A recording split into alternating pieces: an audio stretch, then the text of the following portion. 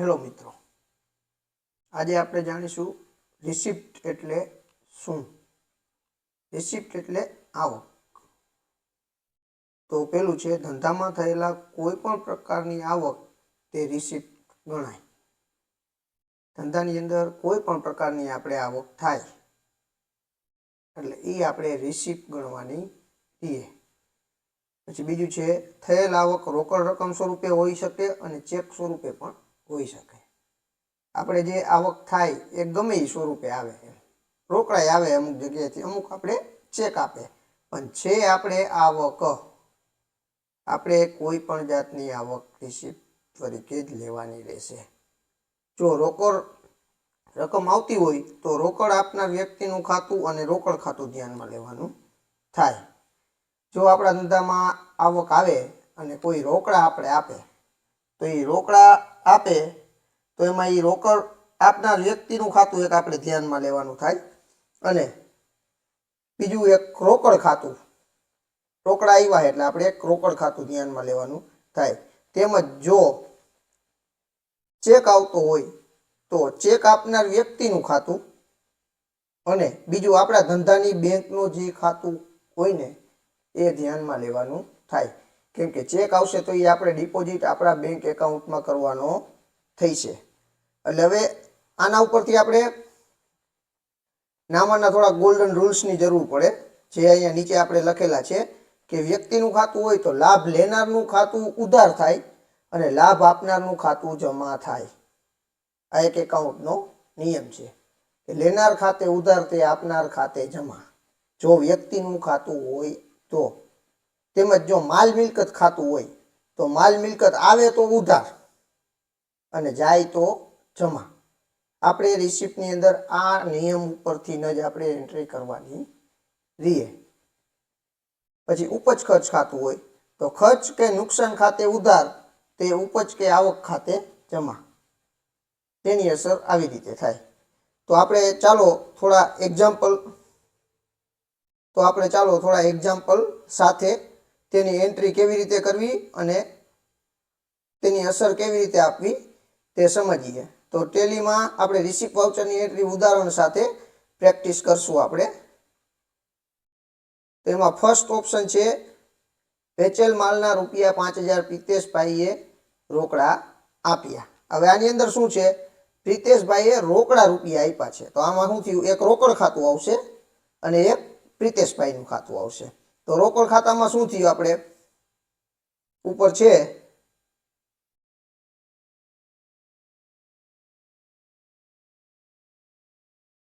માલ મિલકત ખાતું, રોકડ ખાતું એટલે આપણું માલ મિલકત ખાતું થયું. તો માલ મિલકત ખાતામાં શું થયું, રોકડા આવ્યા તો શું થાય, ઉધાર, એટલે આપણે તેને ઉધાર સાઈડ લખેલા છે. અને પ્રિતેશભાઈ એટલે વ્યક્તિગત ખાતું, તો તેમાં શું છે, વ્યક્તિગત ખાતામાં વ્યક્તિગત લાભ આપનાર તો જમા.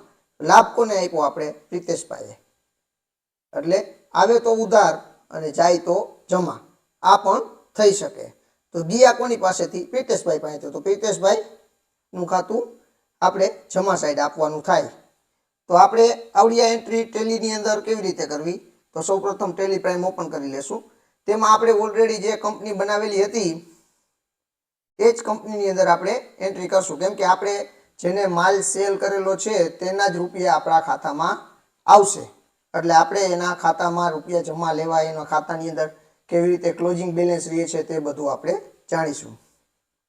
તો આપણે એન્ટ્રી ઇલેક્ટ્રિક સ્ટોર કરીને આપણે કંપની આગળ અગાઉ બનાવેલી હતી, જેની અંદર આપણે બધી જ એન્ટ્રી કરેલી છે. તો સૌપ્રથમ આપણે વાઉચરમાં જઈ નવી એન્ટ્રી કરવા માટેનું આપણે પેજ ઓપન કરી લેશું. વાઉચરનો શોર્ટકટ છે ખાલી વી. તમે ગેટવે ઓફ ટેલીમાંથી કીબોર્ડમાં વી દબવો એટલે વાઉચરનો આપણે ખુલી જશે એન્ટ્રી કરવા માટેનો પેજ. હવે એમાં સાઈડમાં રિસિપ્ટ માટે F6 નું ઓપ્શન છે, શોર્ટકટ કી, અથવા સાઈડમાં આપણે એરો લઈ જઈને અને F6 આપી એના ઉપર ક્લિક કરી દઈએ તો આપણે રિસિપ્ટની એન્ટ્રી માટેનું ઓપ્શન ખુલી જશે. તો એમાં સૌ પ્રથમ છે એકાઉન્ટ. તો અહીંયા આપણે જે એકાઉન્ટ ઉધાર સાઈડ હોય તેની એન્ટ્રી કરવાની થાય. ધારો કે બેંક એકાઉન્ટ અને કેશ એકાઉન્ટની જ અહીંયા એન્ટ્રી લેશે. તો આપણે પહેલી એન્ટ્રી છે વેચેલ માલના રૂપિયા 5000 પ્રિતેશભાઈએ રોકડા આપ્યા, એટલે રોકડા આવ્યા એટલે આપણે અહીંયા કેશ સિલેક્ટ કરી લેશું. પર્ટિક્યુલરની અંદર કોને આપ્યા છે તો ભાઈ, તો પ્રિતેશભાઈ. તો આપણે પ્રિતેશભાઈને માલ અગાઉ વેચેલો હતો એટલે પ્રિતેશભાઈનું એકાઉન્ટ અહીંયા આવી ગયું છે. જો અહીંયા આપણે એ એકાઉન્ટ ન હોય તો અલ્ટર પ્લસ સી સાથે આપણે નવું એકાઉન્ટ બનાવી શકીએ. અહીંયા પ્રિતેશભાઈ સિલેક્ટ કરી લેશું. તો પ્રિતેશભાઈ સિલેક્ટ કરતા તરત જ કરંટ બેલેન્સ, એટલે આપણે જો નીચે અહીંયા દેખાડે છે કરંટ બેલેન્સની અંદર 5000 રૂપિયા ડીઆર, એટલે આપણે પ્રિતેશભાઈ પાસેથી 5000 રૂપિયા લેવાના છે એવું દેખાડે છે. અહીંયા અત્યારનું બેલેન્સ આવી રીતનું છે. તો અહીંયા આપણે 5000 રોકડા આવ્યા છે, તો આપણે 5000 ની એન્ટ્રી કરતા જ બિલ વાઇઝ ડિટેલ આવશે પ્રિતેશભાઈનું આખી.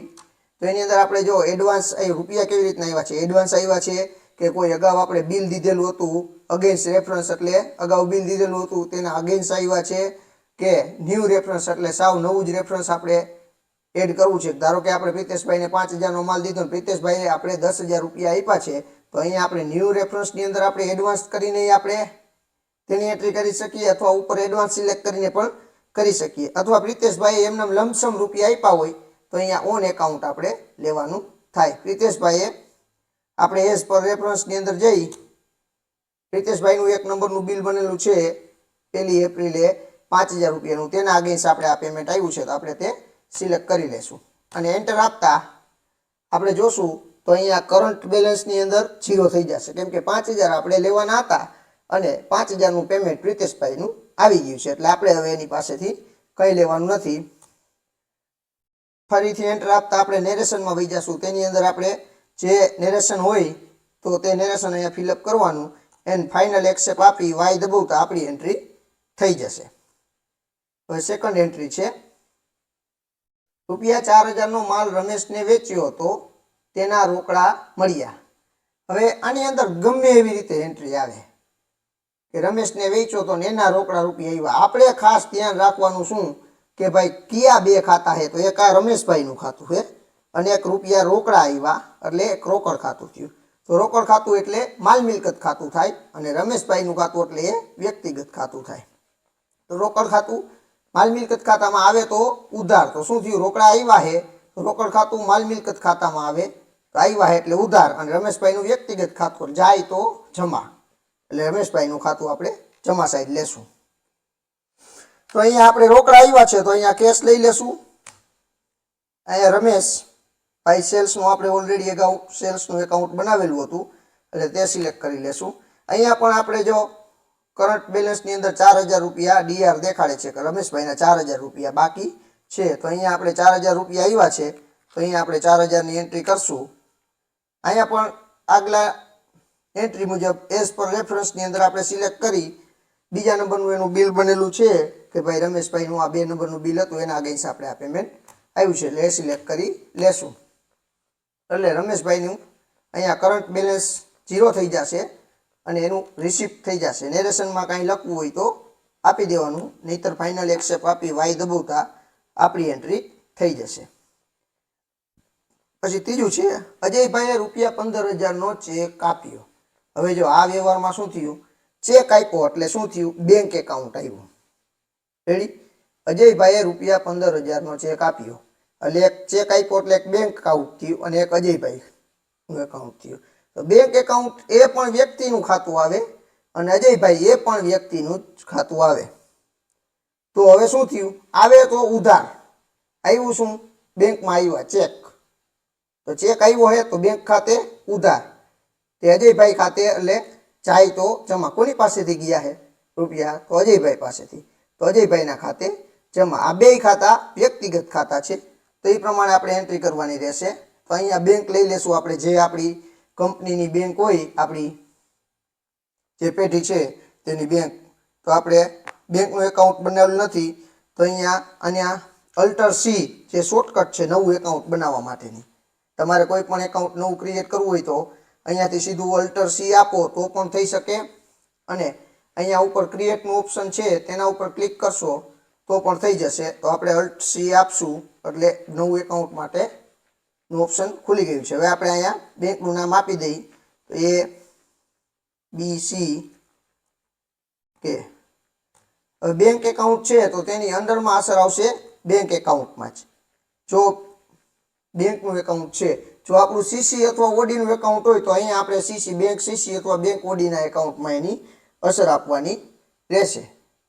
પછી અહીંયા બેંકની ડિટેલ છે, એકાઉન્ટ હોલ્ડર નેમ, એની અંદર આપણે કંપનીનું જે નામ હોય એ એકાઉન્ટ નંબરની અંદર આપણે જે કંપનીનો એકાઉન્ટ નંબર હોય તે અહીંયા ફિલઅપ કરી દેવાનો રહેશે. આઈએફસી કોડમાં આઈએફસી કોડ અને અલગ અલગ વગેરે બધી ડિટેલ ફિલઅપ કરી અને ફાઇનલ એક્સેપ્ટ આપશો.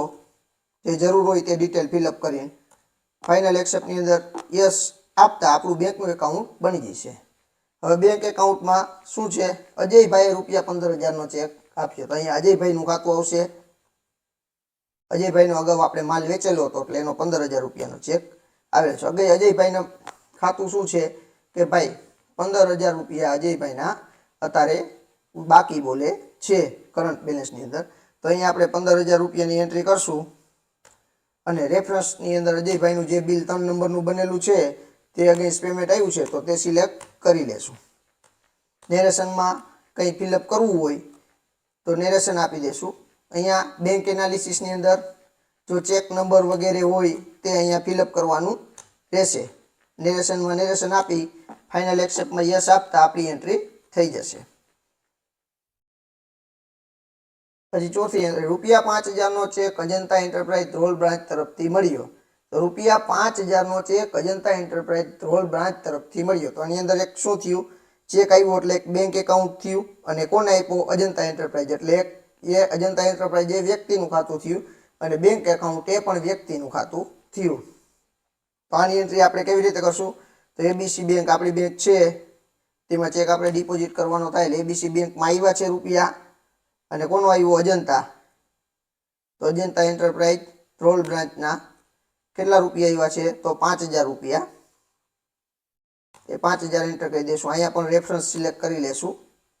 4 નંબરના બિલમાં 5,000 છે એટલે આપણે 5,000ની અમાઉન્ટ દાખલ કરતા તરત જ આપણું કરંટ બેલેન્સ અહીંયા 0 થઈ ગયું છે.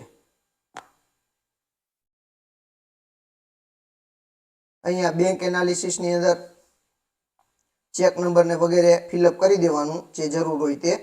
નેરેશનમાં નેરેશન ફિલઅપ કરી ફાઇનલ એક્સેપ્ટની અંદર વાય આપતા આપણી એન્ટ્રી થઈ જશે. પછી આવ્યું પાંચમું, સોની કંપનીને વેચેલ ₹15,100ના માલની સામે ₹10,100નો ચેક અને ₹5,000 રોકડા આવ્યા છે. તો અહીંયા શું થયું, આપણે 3 ખાતા આવ્યા. એક સોની કંપનીનું ખાતું જે વ્યક્તિગત ખાતું થાય, રેડી. બીજું આવ્યું બેંક ચેકથી આવ્યું એટલે બેંક ખાતું, અને ત્રીજું રોકડા આવ્યા એટલે એક રોકડ ખાતું જે માલ મિલકત ખાતું થાય. તો આપણે અહીંયા 2 એન્ટ્રી કરવાની થાય, એક રોકડની અને એક બેંકની. કંપનીનું નામ કોમન રહેશે કેમ કે સોની કંપનીએ જ આપેલા છે. તો પહેલા આપણે કેશની એન્ટ્રી કરી તો અહીંયા કેશ સિલેક્ટ કરી લઈ. રોકડા કેટલા આવ્યા છે, તો ₹5,000 રોકડા આવ્યા છે. તો સોની કંપનીનું ખાતું આપણે બનાવેલું છે તેમાં ₹5,000 આપણે લઈ લઈ. અહીંયા એસ પર રેફરન્સ જ લઈ લેશું અને આપણું જે 5 નંબરનું બિલ છે તેના પેટે આવ્યા છે તો તેમાંથી ₹5,000 આપણે બાદ થઈ જશે. એટલે 15,100નું હતું તેની સામે આપણે હવે 10,100, 5,000ની એન્ટ્રી કરી એટલે 10,100ની એન્ટ્રી રહી બાકી. આવી જ રીતે આપણે અહીંયા બેંકની બીજું કાંઈ છે નહીં, અંદર મૂળ કે બેંક રોકડા અને ચેક 2 આવ્યું છે તો આપણે 2 એન્ટ્રી અલગ અલગ કરવાની રહેશે. 2 એન્ટ્રી અલગ અલગ કરશું એટલે 2ની એન્ટ્રી થઈ જશે. 2ની એકમાં એન્ટ્રી ક્યારેય નહીં થાય. તો ₹10,100 જે ચેકથી આવ્યા છે તો અહીંયા ચેકથી રેફરન્સ આપણે 5 નંબરના બિલની અંદર જ આપણા 10,100 બાકી છે તો તે 10,100 અહીંયા સિલેક્ટ કરી લેશું એટલે જો કરંટ બેલેન્સની અંદર 0 થઈ જશે. પછી બેંક ડિટેલની અંદર ચેક નંબર વગેરે જે હોય તે અહીંયા ફિલઅપ કરવાનું. નેરેશનની અંદર મિત્રો જે નેરેશન હોય તે ફિલઅપ કરી દેતા ફાઇનલ એક્સેપ્ટ આપતા મિત્રો આ એન્ટ્રી વાય દબાવતા સેવ થઈ જશે. ત્યાર પછી છે ₹5,000નો માલ છગનભાઈને વેચેલ હતો પરંતુ ધંધામાં ખૂબ જ નુકસાન થતા ધંધો બંધ કરેલ છે. અને ₹4000નો ચેક આપ્યો છે। હવે જો આપણે 5000 રૂપિયાનો માલ છગનભાઈને આપ્યો હતો, પણ છગનભાઈને ધંધાની અંદર નુકસાની આવી કે ગમે XYZ થયું, તો છગનભાઈએ આપણે 4000 રૂપિયાનો ચેક આપ્યો। એટલે આમાં શું થયું, 5000નો માલ દીધો તો 4000નો ચેક આપ્યો। હવે આપણે ડિસ્કાઉન્ટ તો આપ્યું નથી આમાં, આ આપણી એક પ્રકારની ખોટ જ છે। એટલે આપણે શું કરીએ કે આ કસર મારવાની થાય કે આપણે કસર લખી નાખી ગુજરાતી શબ્દમાં કે આ ભાઈ કસર લાગે, આ રૂપિયા હવે આવવાના નથી। તો આપણે એને બે એકાઉન્ટની અંદર ડિવાઈડ કરવું પડે। એક તો આપણે જેટલા 4000 રૂપિયા આવ્યા એટલે બેંકમાં આપ્યા ચેક એટલે એક બેંક ખાતું થઈ જાય એનું રેડી, જે વ્યક્તિગત ખાતું થાય। એક છગનભાઈનું ખાતું, એ પણ વ્યક્તિગત, છગનભાઈનું પેમેન્ટ આવ્યું એટલે એ છગનભાઈનું ખાતું એટલે એ પણ વ્યક્તિગત ખાતું થાય। પણ હવે 1000 રૂપિયા જે ડિસ્કાઉન્ટનું છે તો એ આપણું ઉપજ ખર્ચ ખાતું થયું, કેમ કે એ આપણી નુકસાની જ થઈ ને એક પ્રકારે। તો નુકસાની થાય તો એ ઉપજ ખર્ચ ખાતે આવે।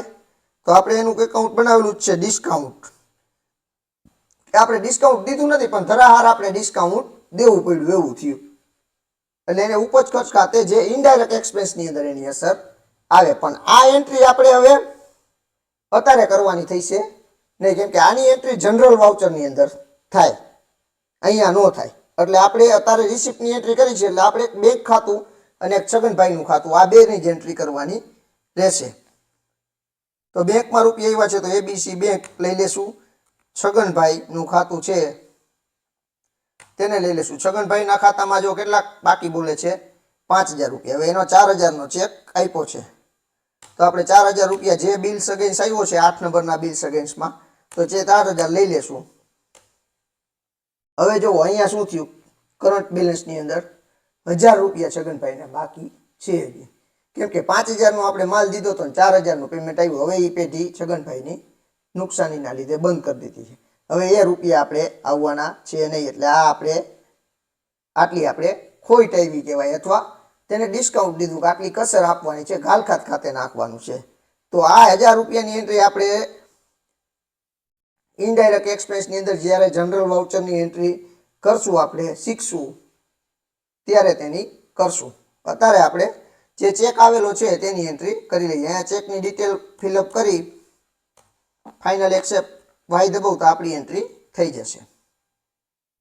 કિરણભાઈએ ₹10,000નો ચેક આપ્યો, સીધું શર્ટ ચેક આવ્યો હોય ને કોને આપ્યો, કિરણભાઈએ, તો આપણે બેંકમાં ચેક આવ્યો એટલે બેંક કિરણભાઈનું ખાતું છે, કિરણભાઈ ₹10,000 છે એટલે 10000 અહીંયા આપી દેશું। એઝ પર રેફરન્સ કિરણભાઈનું 9 નંબરનું બિલ હતું તેના અગેન્સ્ટ આવ્યો છે,